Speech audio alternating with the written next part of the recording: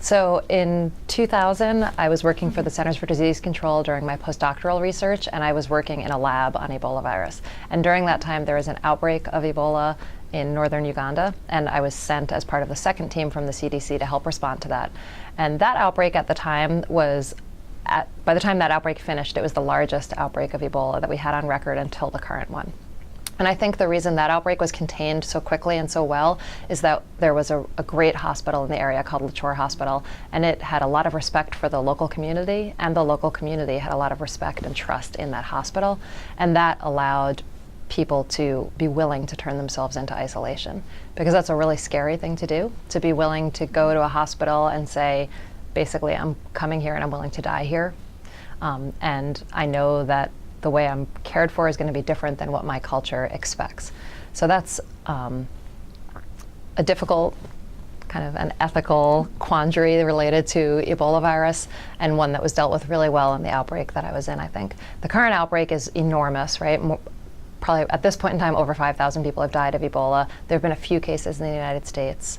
And I think key points for people in the US to keep in mind are that even in West Africa, where people are living in less than perfect conditions in many cases without plumbing or without running water, even there, fewer than 2 people get sick from every 1 person who is sick.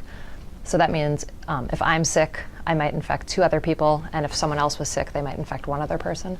So that's actually a really low rate of transmission, which means we probably don't need to be as panicked as a lot of people are in the United States. And that's in contrast to things like measles that are airborne. Measles has a rate of between 10 and 20 people who get sick from every 1 person who's sick. So that's good evidence that this isn't an airborne transmission, it's not easily transmitted, it's not something that we really need to be panicking about.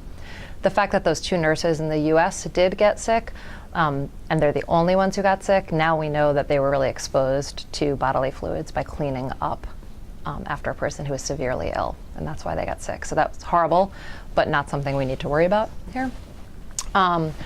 And I think the other thing that people should keep in mind is that that people really aren't infectious until they're at that stage where they're vomiting and having diarrhea and having bodily fluids coming out of them.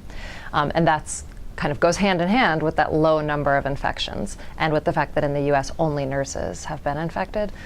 It's actually really hard to get Ebola from another person. When you're first infected, it's replicating in your internal organs, and it takes a while before, even at that point, you might start showing a fever and start showing some symptoms, but until you have massive diarrhea and massive vomiting, at which point you're in a hospital bed, you're really not going to be infecting anyone else. So in terms of our personal fears, I think there's very little for us to worry about. In terms of the ethical parts related to this virus or ethical questions, quarantine is a big question. And I would say that based on those 2 things I just told you, quarantine isn't necessary in the case of Ebola virus. And historically, a lot of quarantines with different viruses and other types of infectious disease have shown us that quarantine also isn't effective. So I guess I would come down on the side of not doing quarantine. Isolation is when you take people who definitely are sick and you separate them from society, so people who are showing symptoms. And isolation is an ideal thing to do with Ebola virus and works very well.